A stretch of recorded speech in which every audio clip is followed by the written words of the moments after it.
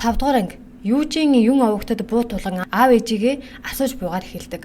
Юн овогт чиний хувьд аав ээж чинь чи бидний хувьд ердөөл нэг мó боол гэхэд ихнэр нь тэнийг юм уу буу тулгаж байхад хэмээн өшөглөнө. Юн овогт бүх боолуудыг нөгөөгээд ярьж байхад ихнэр нь хамт гэж хэлснээр юн овогт манайд ажиллаж байгаад өгсөн боолуудыг хамтд нь оршуулдаг гэж хэлв. Хийсо ээшийн хоёр харц тулгарч хийсо ийм үзэсгэлэнтэйг нь мэдсэн бол эртэрдэг байж хэмээн халаглана. Тэгээд танилцахад таатай байна. Чиний сүйт залуу Ким Хийсо хэмээн хэлжээ цэцгээ өгөхөд ээшийн авдаггүй. Тэгээд Хийсо цэцгэнд дургүй юм уу гэхэд бас л дуурсангүй. Хийсо цэцэг биш бол надад дургүй гэсэн үг үү? Би таалагдахгүй байна уу гэж хэлв. Үйл явдал Юужин рүү шилжихэд Юужин ээж аавынхын нүглийг хүүхэд нь үүрэх ёстой санаж байна уу? Зогсоснуудыг хурдан олсон чинь дээрдээ. Үгүй бол би энэ гэр бүлийг хүүс тэмдрэг болно. Яг л аав шиг чинь гэв.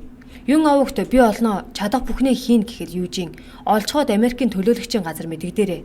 Гэхэд тэд яагаад Америкийн төлөөлөгчийн газар вүлээ гэхэд Юужин би бол Америкийн төлөөлөгчийн газрын ахмад Юужин ч гэж хэлдэг.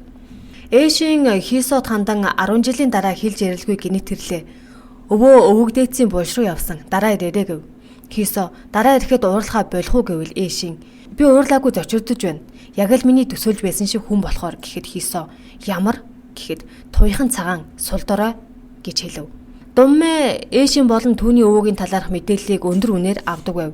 Тиймээс нэгэн эр ирж ээшиний сүйт залуу Японоос ирсэн талаар хэл хүргэдэг. Тэгээд түүнийг ахин мэдээлэл өгөөрэй хэмээн 4 гахаа худалдаж авах хэмжээний мөнгө төлөв. Сүйт залуу гэдгийг сонссон Думмэ маш ихээр уурлаж Японоос ирсэн нэгэн якузаг зодож яагаад хамаг новчнууд энд ирээд байгаа юм бэ хэмээн уурлахад туслах нь бид зохицуулъя гэснээр түүнийг холдуулдаг. Ваарчин инсан өөрийнхөө бүтээлийг шаваараа хуулбарлуулад тэр варыг нэгэн ноёнд өндөр үнээр зарна. Тэгээд миний энэ варыг маш олон хүн авъя гэж алт эрдэнэс санал болгосон. Би хэндэж өгөөгүй. Танил өгье гэж бодоод хэмээн худал ярьж өндөр үнээр зарав. Үүнийг нь харсан шавь нь маш ихээр байна. Гэвч инсан авч байгаа хүнийг сайхан гэж байхад зарж байгаа чи дуугүй л бай. Явж дахиад идийгээд хөөр баяртай алхаж явахдаа гуниглангуй явж байгаа Юужинийг олж хардаг. Юужинийг орж ирэхэд Кайл "За яасан? Өшөөгөө авсан уу? Өшөөлөө хайрлсан уу?" Гэхэд Юужин "Би юу хайрласнаа хараахан мэдэхгүй байна" гэд миний хуваарийг зарим нэг нөхдүүд асуугаад байна гэхэд орчуулагч нь "Бас нэг хүн таны ажлын хуваарийг асуусан" гэд нөгөөх жаал хөрөө заалаа. "Хүү, сайн байна уу ноёнтон" гэхэд Юужин "Сайн байсан юм шиг харагдаж байна уу" гэв. "Хүү, юу?" гэхэд Юужин "Чи энэ хавар сайн сэлгүүцэж байгаа юм чинь намайг сайн байгаа эсхийг хараа байлгүй дээ. Яагаад энэ хавар эргэлдээд байгаа юм?" гэхэд "Хүү, таны тусыг өрөөж төлмөр байна. Хэлсэн бүгдийг чинь хийнэ" гэв. Яг л өөрийнх нь Америк хэрэг дагаж байсан үе шиг. Тэгээд тэр үед ийм мэдрэмж төрж байсан байх нэ. Гэхэд "Хүү, юу?" гэхэд Юужин "Төвхтэй мэдрэмж" гэж хэлв. Тэгээд хүүгд яв гээд цааш орно. Энэ бүхнийг инсан нууцаар харж байлаа. Юн овогтын эхнэр нөхөр их л хэцүүхэн байлаа. Нөхөр нь шинэ нэрэн ирснээс болж нэгмүү боол миний өмнөөс буу тулгалаа хэмээн уурлахад эхнэр нь өчигдөр наатаа хэлэхгүй яасан юм. Дими юм ярихын оронд хуучин боолуудтайгаа холбоо барь. Түүний харц хүссэн бүхнээ авахын тулд юу ч хийхээс буцахгүй харагдсан гэж хэлв.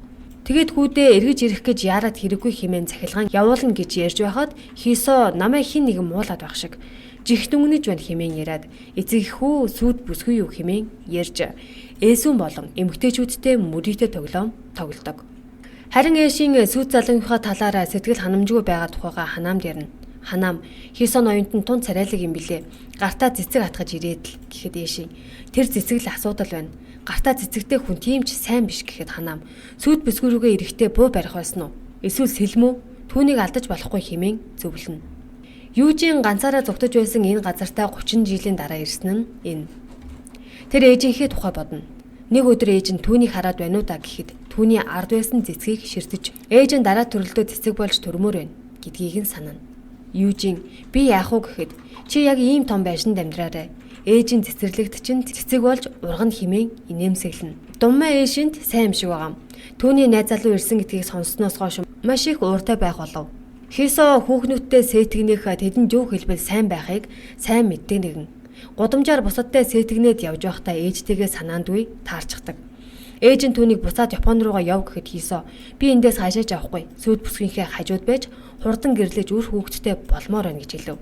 Хийсо ээшин рүү цэцэг шиг хөөхөн сүгт тэрхэнд суугаад над дээр ирнүү хэмээн захиа илгээжээ. Ээшийн Хийсо хоёр ярилцаж гэрлэлтэд хойшлуулахаар болдог. Хисоноос залгасан Эшийн Южинийг хармагцаа намайг танай төлөөлөгчийн газраас дуудсан гэсэн зам заа гэснээр түүнийг дагаж гарна.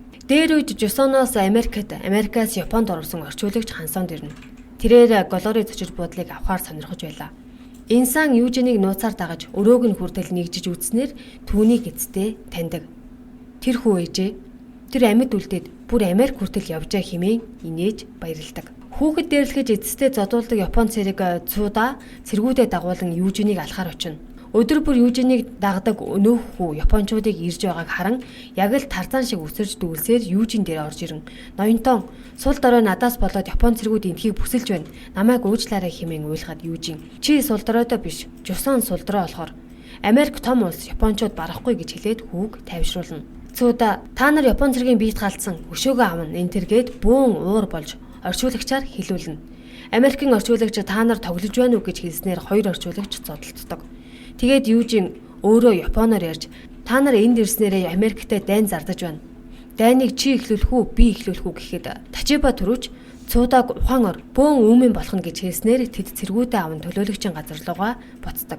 Южин анчин буу булгаалсан байж магадгүй хэмээн цэжиглэх болсон байлаа. Харин анчин бууг арай өөр болгон өгсөрч бүх зүйл дуусны дараа урдынхаар нь өгсөрч эргүүлэн өгөхөөр буу сайн өгсөрдөг хүн дээр очдог. Южин Эшин дээр ирж буу ашигладаг бүх хүмүүсийг шалгаж байгаа. Чамайг буудаг гэдгийг мэдсэн ч баривчлаагүй. Шалтгаан нь сонирхолтой санагдаад Жусон ингэж өөрчлөгдсөн юм уу? Миний уулзсан эмэгтэй ийм сонирхолтой юм уу гэж бодоод. Тиймээс цаашдаа энд хэсэгтээ ирэх хэрэггүй.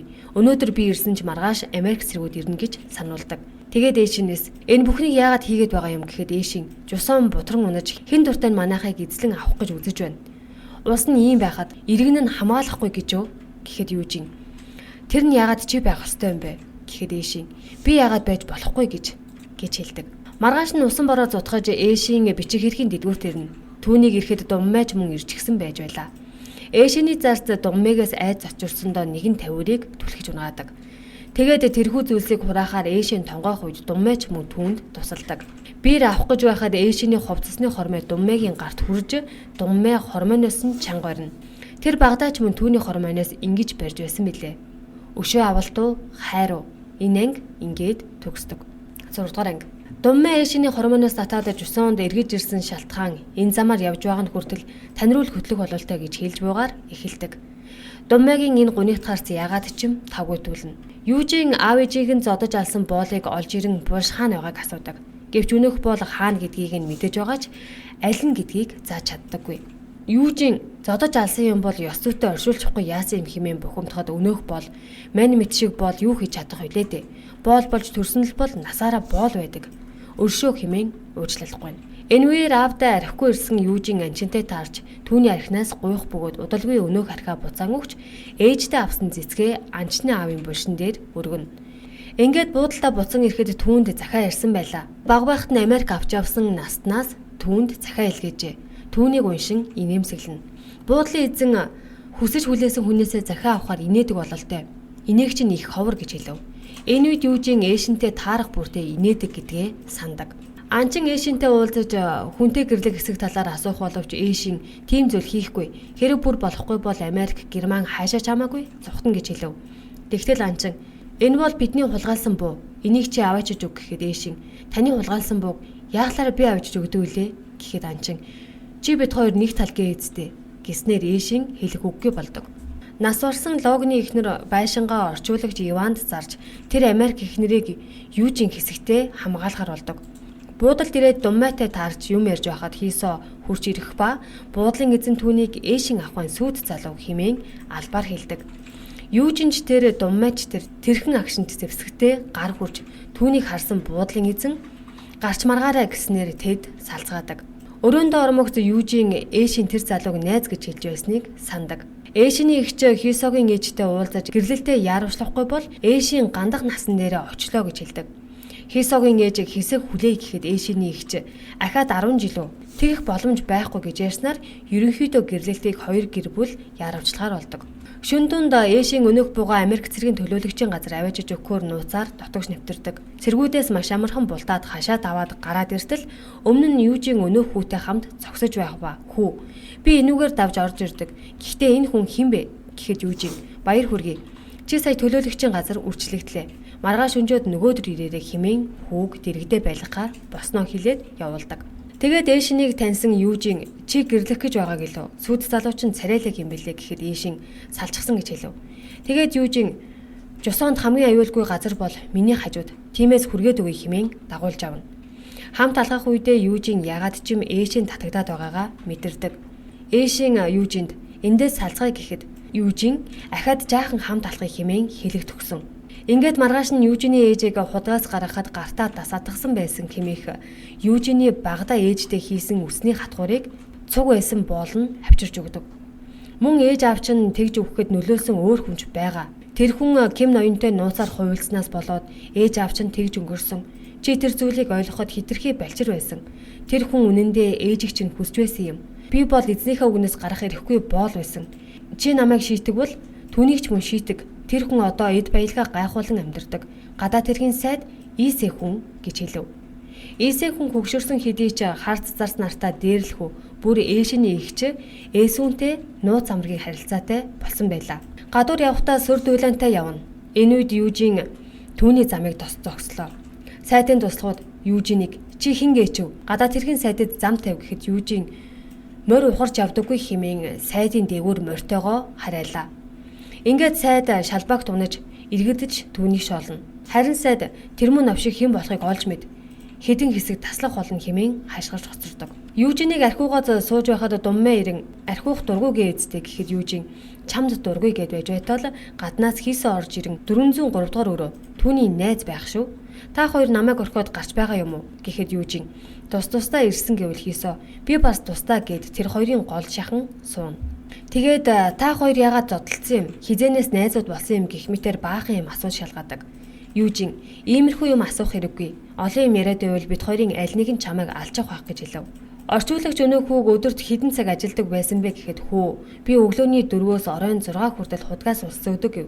Тэгэхэд орчуулагч ингэж инех хэрэггүй хэмээн хүүг өрөвдөн уйлна. Өнөөх бяцхан хүүг Думи гэдэг ба түүний ихч орой Южинтэй уулзгаар ирнэ. Тэр насвалсан логоны хүүхдийн асрагч хийдэг төдийгүй хүүхдийнх нь үлгийг өдөр бүр урагдсан байдаг. Би эхэндээ түүнийг ойдог байсан ч нэгэн өдөр үлгийг ойж байхад ийм бичиг гарч ирсэн хэмээн Южинд өв. Энэ бол Япон, Солонгос, Америк 3 улсын хаягаад байсан маш чухал бичиг байлаа. Тэгээд охин чухал бичиг баримт мөн байна уу гэхэд Южин маш чухал гэхэд охин тийм бол та Думи бит хоёр тусалсан болохоор гэхэд Южин энийг авбал үхэлдэж орж олно. Жусооны хувь заяа хэцүүднэ гэж хэлдэг. Энэ бол Солонгос улсын хөрөнгийн гэрчилгээ байв.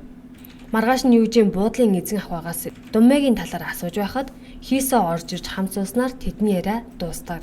Тэгээд хийсэ эцэг ихтэйгээ мэд мэдгээр явах гэж байгаа гэхэд түүний зарц орж ирснээр Южин түүнийг Ким Ампёны хүү юм байх та гэмээр бодож чи 1871 онд төрсөн үү гэхэд тэр тийм ээ чи яаж мэдэв гэхэд Южин арай аав чинь Ким Ампён биш үз гэхэд Южин түн рүү аимшигтайгаар ширтгэхэд хийсэ ааш би энэ харцыг мэднэ хим өвөө юу аав гэж асуув.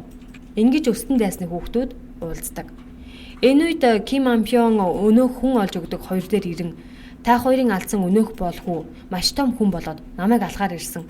Хариуцлага яаж хүлээх гэж байна да хэмээн асууна. Хийсо сэтгэлээр унаж архиун зогсож байхад Думи гарч ирэн бодлогшоод байх юм та гэхэд Хийсо чи бас санаа алдаад яагав хин нэгэн хэцүү зүйл даалгаа юу би болгоод өгье гэхэд Думи үгүй би нэг хүнд өөртөө хэрхэн туслахаа мэдэхгүй байна гэхэд Хийсо чи ч намайг бодвол бүр сүртэй юм. Надад өвлийн үрээс өөр юм алгадаа хэмээн санааширна. Харин энэ үед Южин Хийсо болон Эшин хоёрын сүүг бодно. Яг тэр үед Эшинтэй таарч улмаар надтай хий гэсэн зүйл чинь хүчинтэй юу? Би бодож үзсэн хамт хийцгээе. Ловиг гэснээр 6 дугаар анги төгсдөг.